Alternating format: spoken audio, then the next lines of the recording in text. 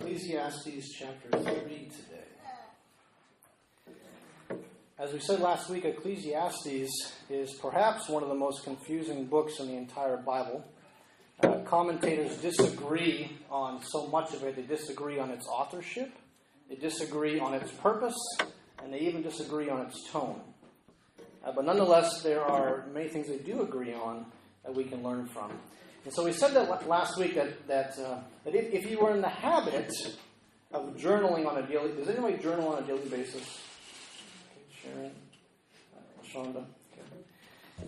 If you're in the habit of journaling on a daily basis, it's safe to say that there are some journal days for you for which your thoughts seem illogical and over the top.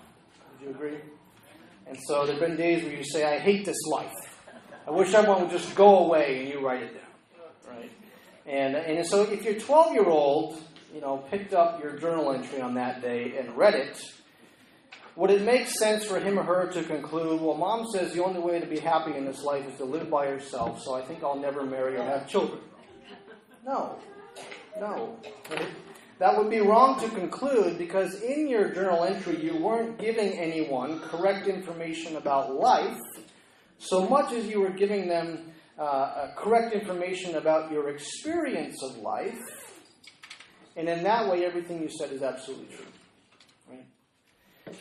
And so in the same way, when we read Ecclesiastes is true. It is inspired of God. But it is true of mankind's experience of life, even if it's not true of life itself. So, for example, when the preacher says, utterly meaningless, everything is meaningless, that is an absolutely true statement about the experience of life. Many times life absolutely feels meaningless and utterly meaningless, but that is different than saying life actually is in truth meaningless. Okay? This, I think, is a very important thing to keep in mind as we study this particular book of the Bible.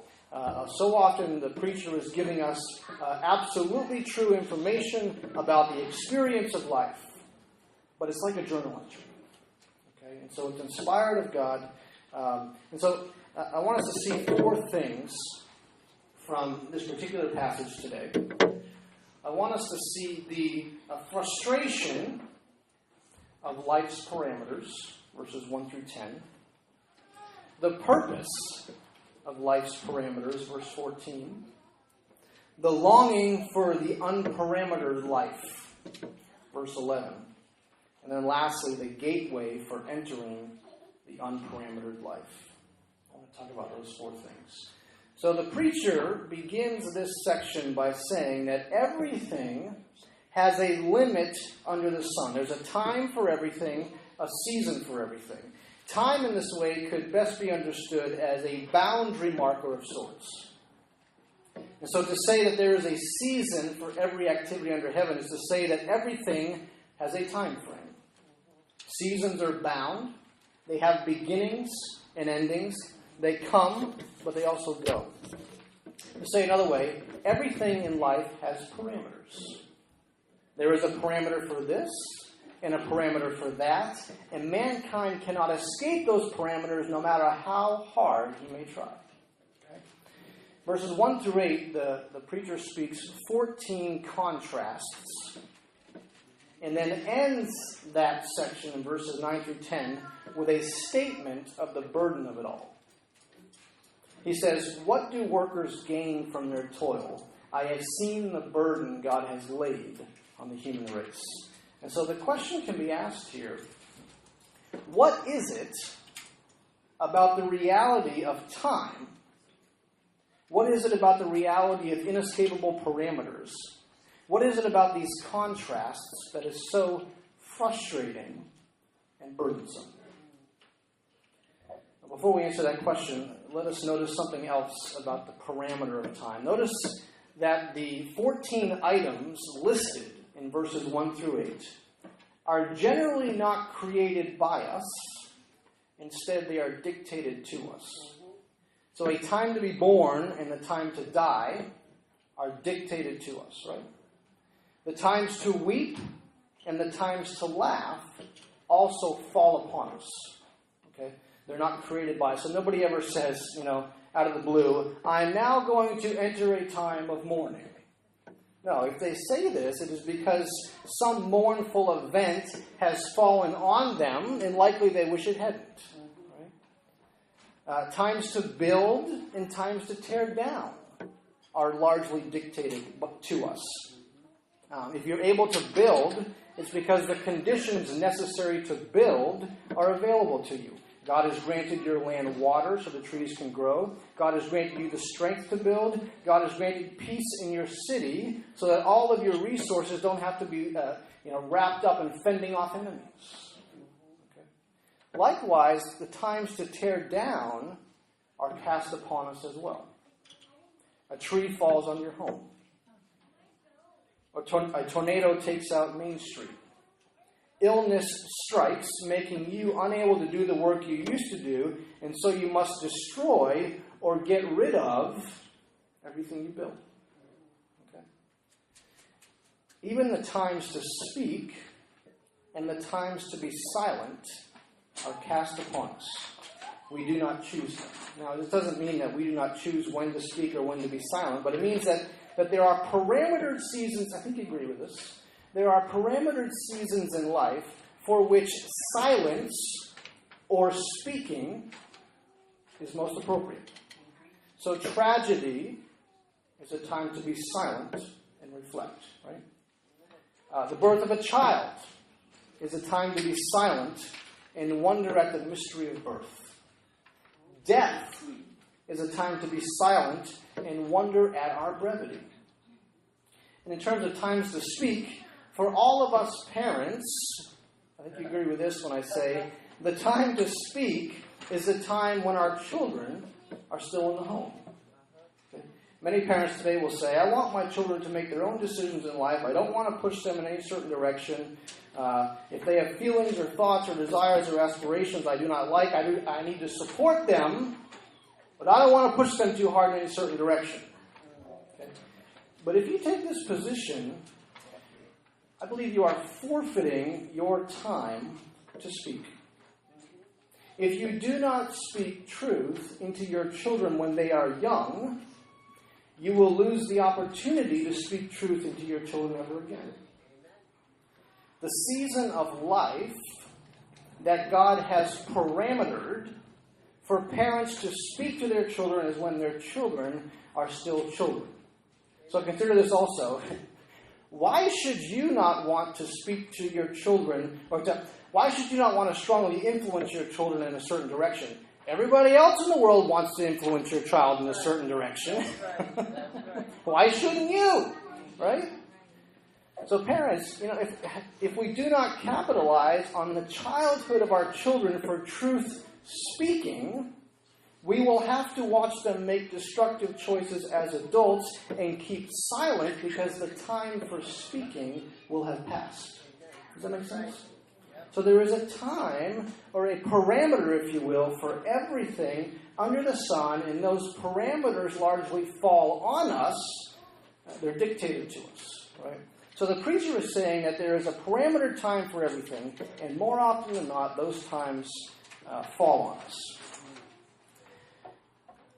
In this section, here's what I think the preacher also is not saying. Here's what he's not saying. I do not believe the preacher is saying, you will experience everything under the sun at some point in time. I do not believe that's what he's saying. Rather, I think what he's saying is everything that you experience under the sun is timed. Everything you experience under the sun is timed. And for the worker, this makes sense of verses 9 through 10. For the worker, this explains why this reality is so incredibly frustrating. What does a worker gain from his toil, the preacher asks. Have you ever had one of those dreams where you are needing to get somewhere on time, but something keeps interrupting you? You ever had those dreams where you need to run really fast, but your legs will only walk? The dreams where you need to speed away quickly, but every time you go to speed away, an elderly woman needs help across the street. It's frustrating. Or how about this? Have you ever feared you might not finish your final exam? You guys remember this episode? 2 minutes, ladies and gentlemen. At the end, with those who answer the green calculus papers, please put them in the green box. And those who answer the white trigonometry papers, please put them in the white box.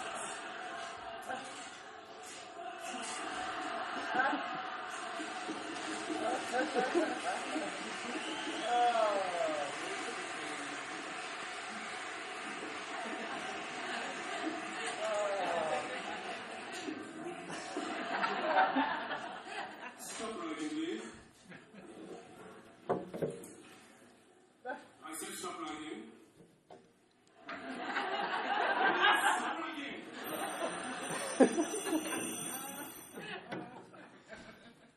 All right. So do you know what it feels like to have have a deadline and fearing you might not finish? Well, I think worse than that scenario is, have you ever had a deadline given by your boss, and the deadline was, when I return, it should be done, but you never know when he's returning? You talk about frantic, right? I think the frustrating thing that the preacher is trying to communicate about this parametered life is the fact that the parameters of time fall upon us outside of our control, and we never quite know when the Lord will come down and say, "Time's up, Sean, stop writing." Right? And as a result, life sometimes feels like a frantic effort to finish our work because we never know when the boss will return. Now, most of us do not think about this reality every day, but imagine the futility you might feel if you let yourself think about it every day. Right? Well, that's what the preacher's doing. The preacher is intentionally letting himself think about this, and he's saying, this is such a burden.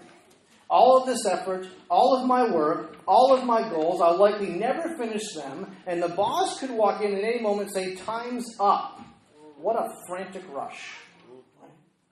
And the only thing really that could bring us peace in all of our efforts is if we knew nothing was actually being timed.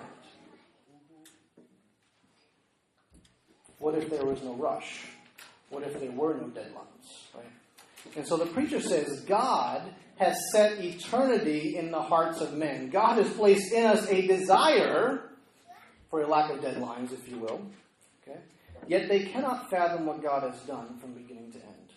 In other words, God has placed in the human heart a desire for an unparametered existence, but He does not inform us about times and seasons. He doesn't tell us what He's doing from beginning to end with time. And this, I believe, is the nature of the burden that God has laid on mankind. Life is timed, and that is burdensome. So before we consider our second point, let's try to apply what this means for our lives.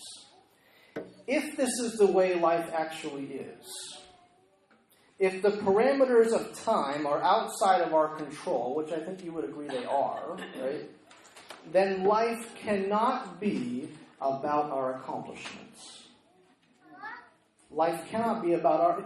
If life were about completing your projects before your time is up, if life were about getting everything done on your bucket list, then what shall life have been about if your time is up and you've not finished? Or what shall life have been about for your friend who died at the age of 25? Is every young death purposeless because their goals were not accomplished? I believe the preacher is wrestling through the fact that at any moment in time, God may tell him, time is up, and what a burden everything shall have been if the purpose of life was to accomplish. But what if the purpose of life is not to accomplish? What if the purpose of life has nothing to do with your accomplishments, but with something far higher than that? Which leads us to our next point. So we see, first of all, the frustration of life's parameters. Secondly, we see the purpose of life's parameters. So yesterday morning, after my son's Little League game, my 5-year-old proceeded to act like a 5-year-old in the car. on the ride home.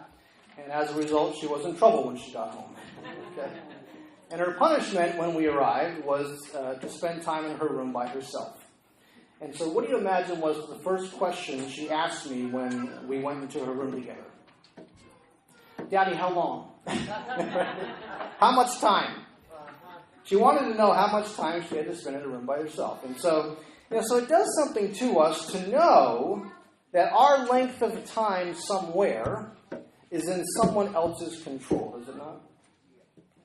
It either angers us to know our time is in someone else's hands, like when we're waiting for them, or it humbles us, like it did my daughter. Her time in the room was very short because she humbled herself. And so we can sense, I think, that the preacher, we can sense with the preacher that his lack of control over time has angered him. He's frustrated. He feels burdened. The tone we get is that he's upset by his lack of control. But the preacher also knows that frustration or anger is not the purpose of life's parameters. In other words, the preacher knows that God does not control time just to anger us. That's not what he does. Okay? He knows deep down that there is a greater purpose for this. See, the one who controls time is, for all practical purposes, the one in charge, right? So the referees control the time the game lasts, and so they are in charge. Your boss controls the workday when it starts and stops, and so he or she is in charge, right? The IRS controls when your taxes are due, and so they are in charge. The one who controls time is the one in charge. And the danger, I think, with giving someone control over time is that they will begin to think that they are in charge. So if I gave my daughter the right to decide how much time she was going to spend in her room, I would in essence be putting her in charge, and that would not help her behavior. Would you agree? In fact, if she thought she was in charge, her behavior would only get worse, not better. It's so interesting that in the beginning of the Bible, we read of a time when God gave mankind all the time in the world. We read in Genesis that there was a time in human history when people lived to be hundreds of years old. The oldest person recorded in the Bible is a guy by the name of Methuselah, who lived to be 969 years old. Now, if you're a skeptic today, you're saying to yourself at this, 969 years old, huh? That's why I don't believe the Bible. How can people believe such mythological garbage about people's ages? Right? 969 years old. Well, okay, so if this is you, let me ask you, why is it people live to be 100 years old today? Why is it the lifespan of a human being is 100 years old? I mean, scientists will tell us that the human body and the body of a gorilla are almost identical in their makeup. And so if this is true, then why should not our lifespan be 30 years like theirs is? Or why should it not be 20 years like a dog? Or 8 years like my chickens? Or 35 years like an elephant? Right? Would it surprise you to see a 100-year-old chicken? It would. It would, but why? Why? Why would it surprise you? If we're all just chemicals, then why should our chemicals last other than other things' chemicals? Right?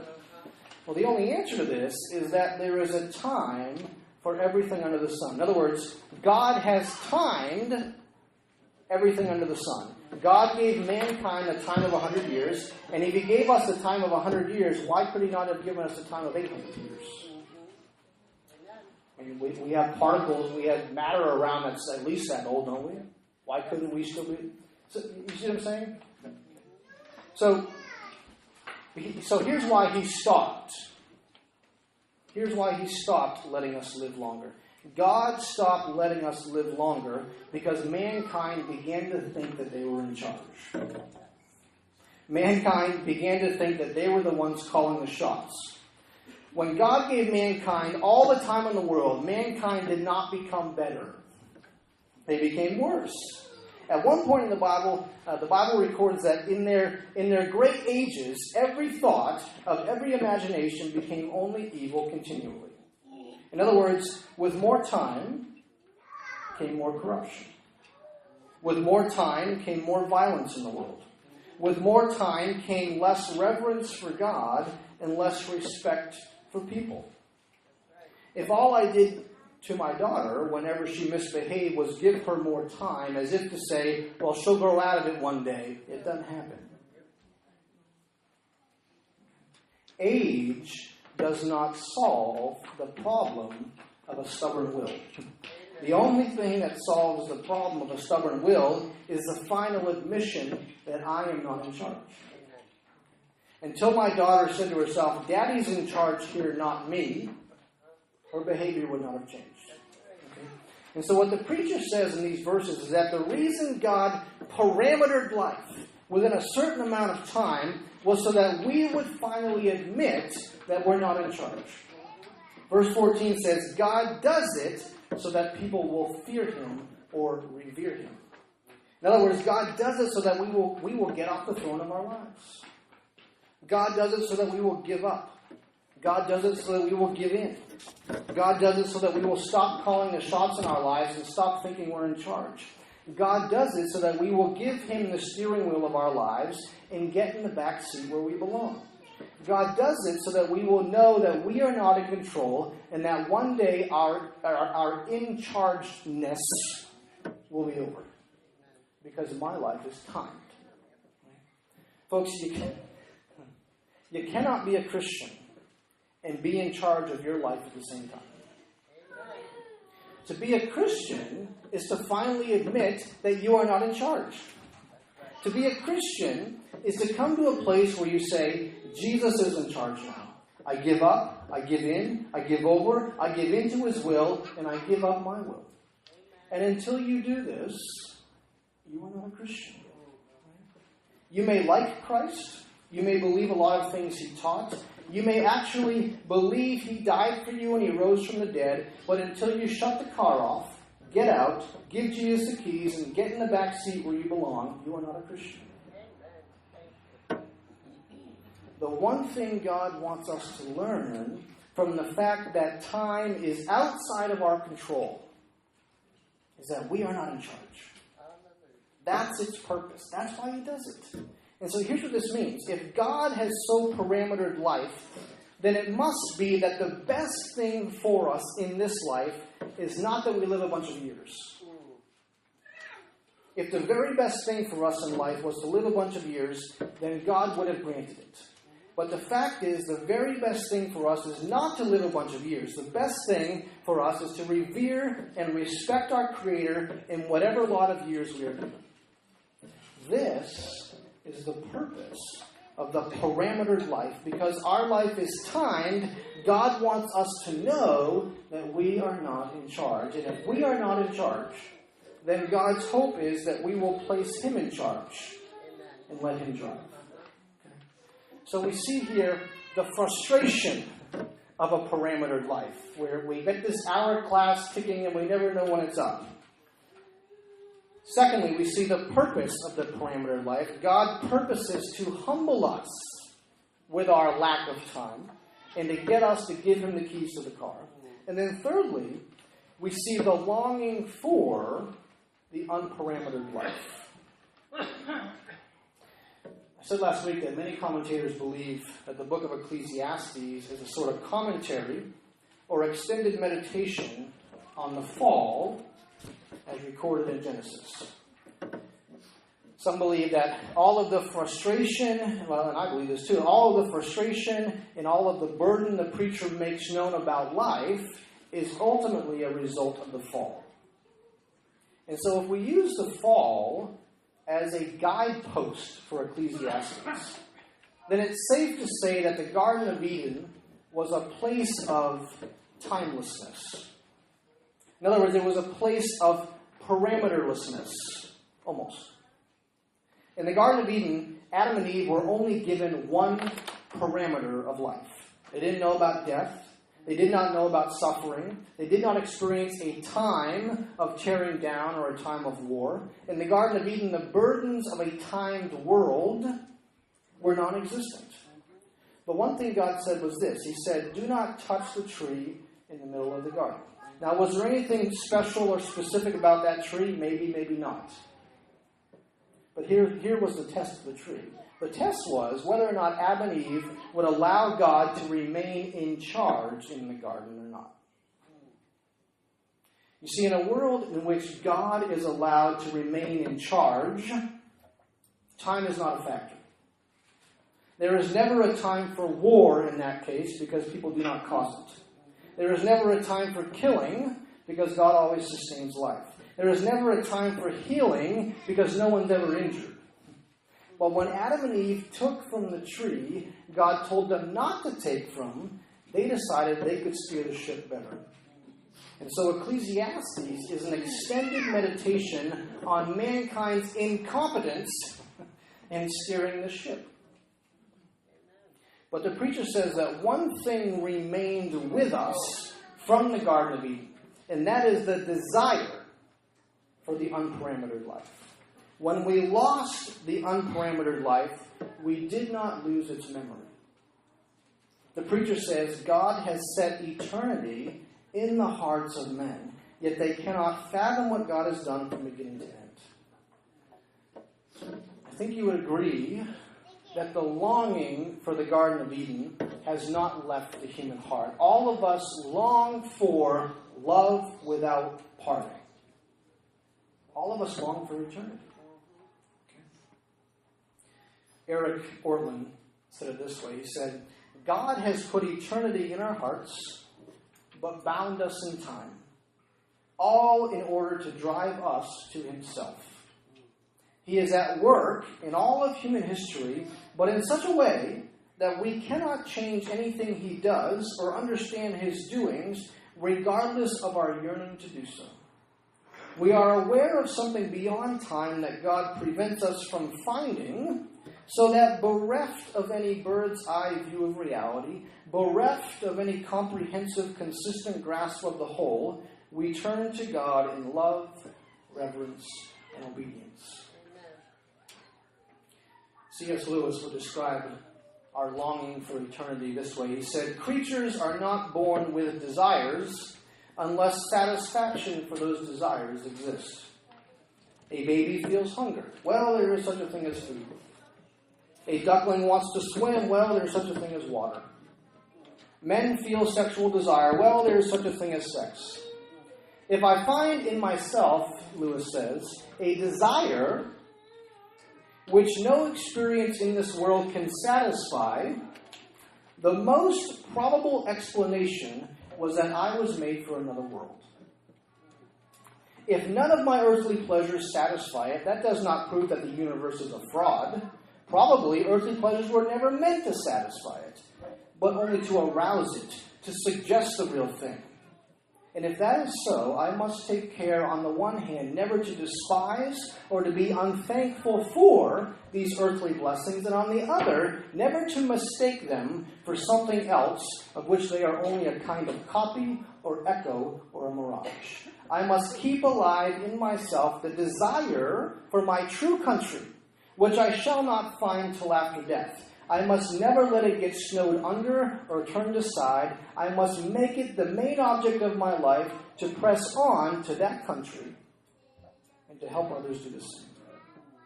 The preacher says that God has placed in us a desire for an unparametered life, but placed it far enough out of our reach so that we might know that it is unreachable without Him.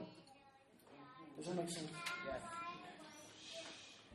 So we see the frustration of an unparametered life. We see the purpose of an unparametered life. We see the longing in us for the unparametered life.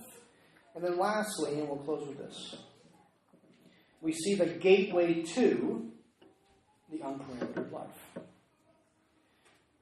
When God removed Adam and Eve from the Garden of Eden, the Bible says He hired security guards to man the gate so that no one could get back in. He did?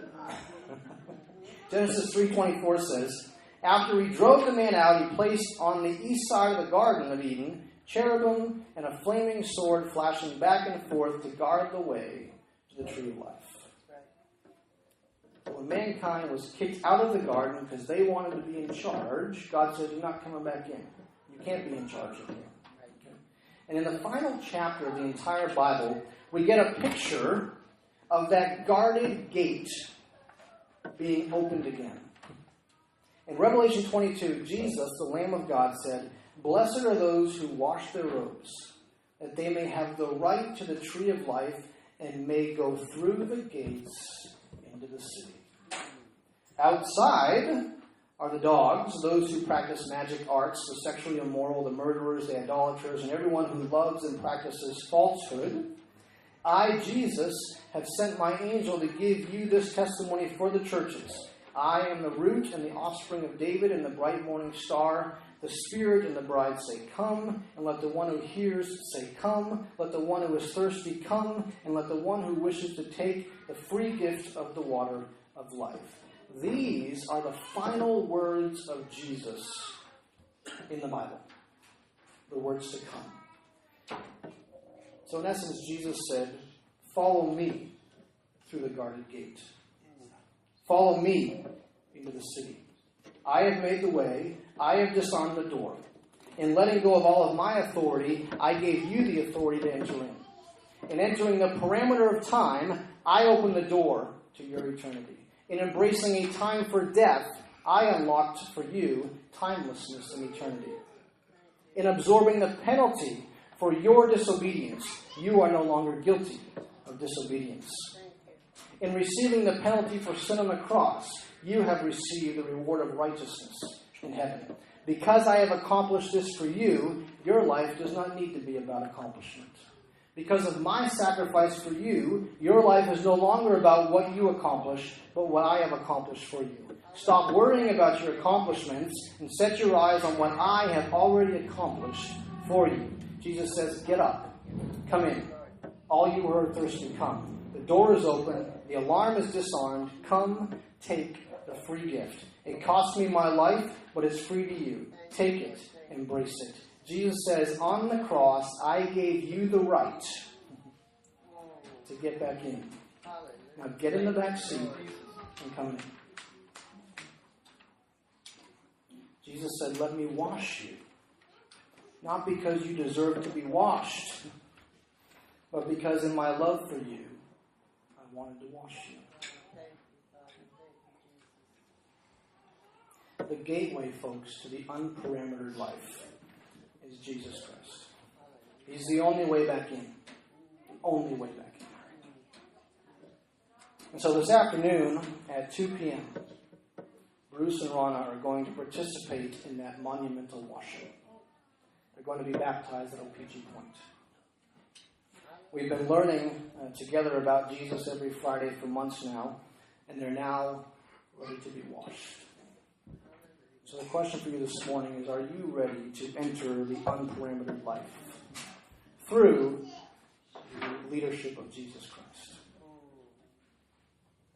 Jesus entered time to get rid of time once again. Where are you at with Jesus this morning? You know that your life is timed. No mystery. And that the boss could return any time and say, time's up. So where are you at with Jesus? Are you ready to give him the keys? Are you ready to get in the back seat?